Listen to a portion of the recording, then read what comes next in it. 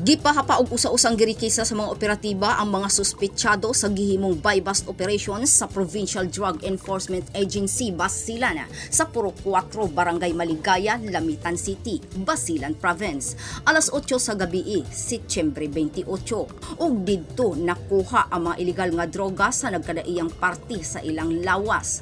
Giila sa PIDEA Basilan ang mga suspects nga sila si Jomar Alfaro Pantaleon nga taga Barangay Limuok, Wilhelm Manlangit nga nagpuyo sa Barangay Maligaya ug si Jul Hamri Hasim nga usa ka tricycle driver nga parihong residente niining lungsod sa Lamitan. Matud sa PIDEA, ilang gipahigayon ang buy-bust operation human sa gihimong test buy sa usa ka suspect.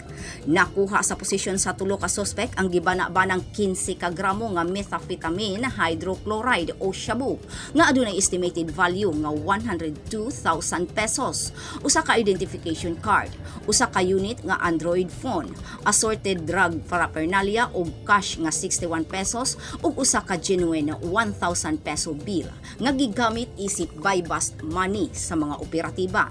Ana-ana karon sa Lamitan Police Station na ang mga suspetsyado samtang giandam sa Lamitan City Police Office ang pagpasaka sa kasong paglapas sa Republic Act 9165 o Comprehensive Dangerous Drug Act of 2002.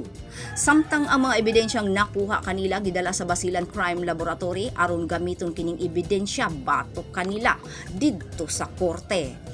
Ang buy-bust operation gilangkuban sa mga personahe sa PIDEA, kuyog ang mga miyembro sa Lamitan City Police Station, 53rd Special Action Company Special Action Forces, 1st Provincial o Regional Mobile Force Basilan, Basulta, ug ang Alpha Company sa 8th Infantry Battalion.